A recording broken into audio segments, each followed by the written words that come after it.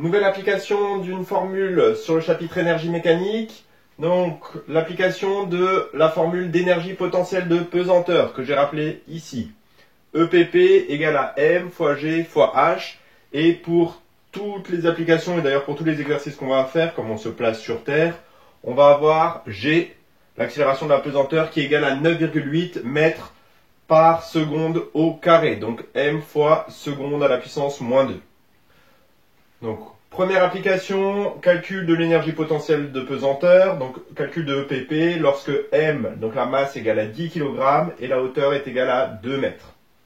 Ensuite, deuxième application, calcul cette fois-ci de la masse M lorsque EPP est égal à 980 joules et que H est égal à 10 mètres. Enfin, troisième et dernière application, calcul de H lorsque EPP est égal à 490 joules et que M est égal à 5 kg. À vous de jouer, c'est parti. Vous essayez et seulement ensuite vous regardez de corriger.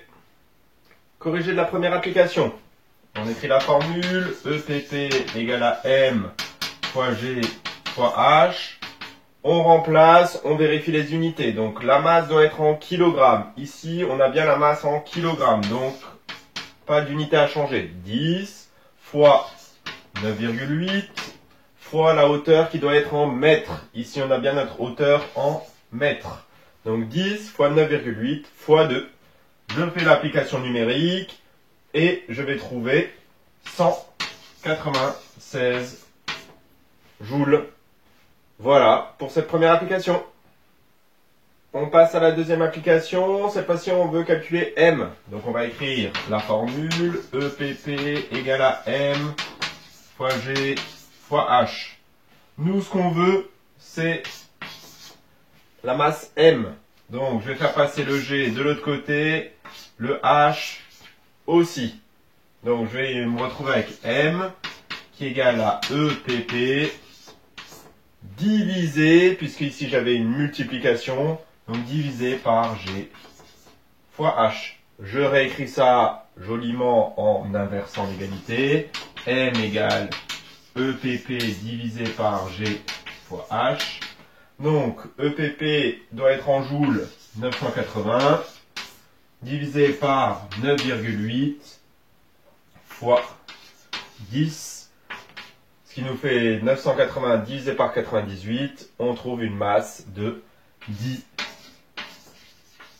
kg. Voilà pour cette deuxième application. Troisième application, calcul de H. Donc on réécrit la formule EPP égale à M fois G fois H. Nous, ce qu'on veut, c'est H. Donc ça veut dire que le terme M fois G, il doit passer de l'autre côté de l'égalité. Donc je vais me retrouver avec un EPP divisé par M fois G, puisque je rappelle que si j'ai une multiplication ici, quand je passe de l'autre côté de l'égalité, je me retrouve avec un divisé par M fois G. Je me retrouve donc avec EPP divisé par M fois G est égal à H.